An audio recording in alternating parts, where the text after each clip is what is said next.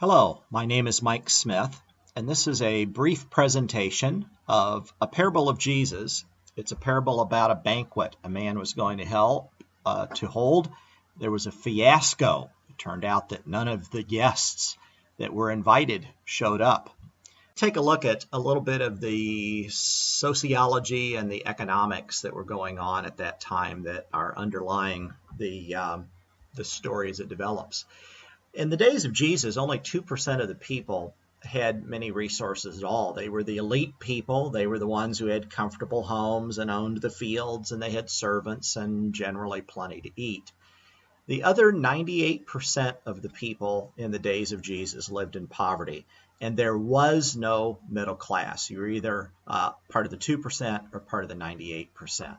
Furthermore, at this time, there was strict segregation between the classes.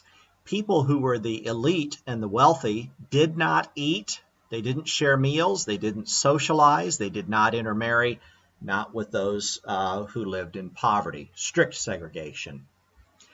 In the first century Palestine, it was pretty common for people who were wealthy to hold dinners, and these happened frequently because if you held a dinner, it helped to improve your status. People thought more highly of you if you could put on a feast, similar to today. When people with means will want to strut their status in terms of maybe a bigger, better house, what they drive, what they wear, things of that nature, where they go on vacations. Also, when a wealthy person held a dinner, it was a way to strengthen the social circle of the wealthy.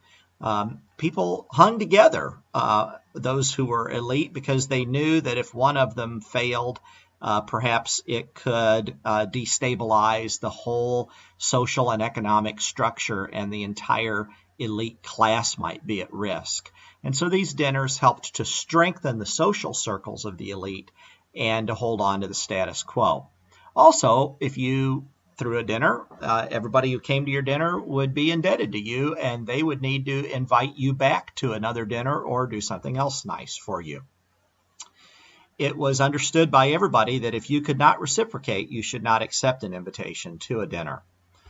Another thing that's important to remember for this parable is that dinner invitations were given and accepted several days before the actual banquet was held. So banquet's on a Friday, word goes out, invitations are extended, and they are accepted or not several days beforehand.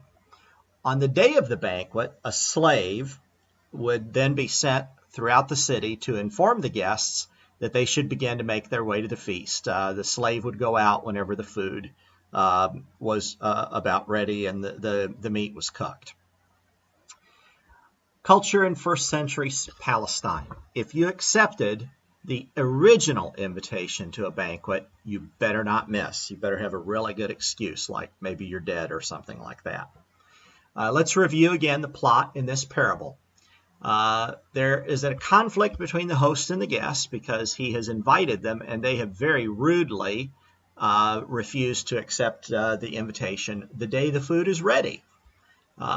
So the conflict that exists between the host and the guest also mirrors a conflict that's going on in the mind of the host himself.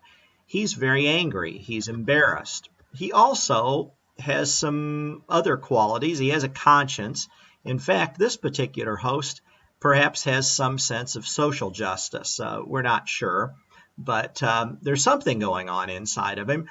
So there's a conflict in his own mind as to what he's going to do in this difficult situation.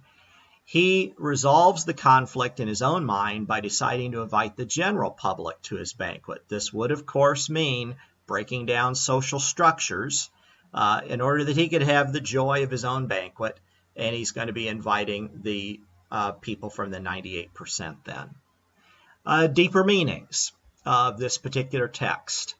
There are some psycho-spiritual meanings. The man in the story is humiliated. His banquet plans have failed. But what he decides to do in the being confronted with his failure is to expand the story. And here's what I mean by this.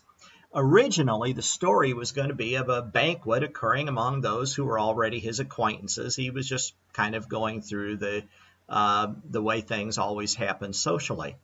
But now, whenever he fails at that type of banquet, he has now decided that his banquet is going to become an act of rebellion that is going to actually fit with God's larger story. We can pick this up in places like Isaiah 49, Isaiah 25, Isaiah 55, Isaiah 65.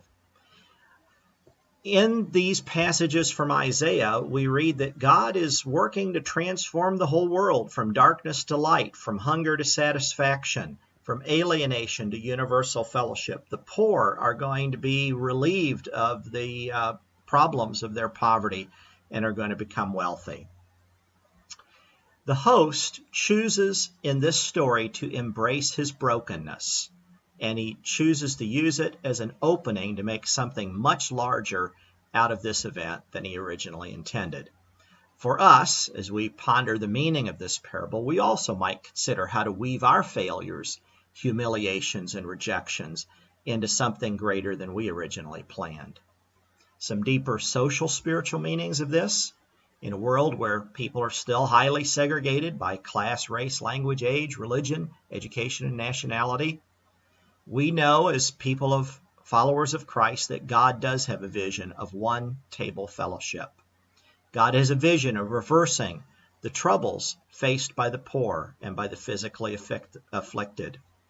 Those who believe that their religion entitles them to privileges will also discover, we find this from the teachings of Jesus, that those entitlements are canceled whenever relationships are broken.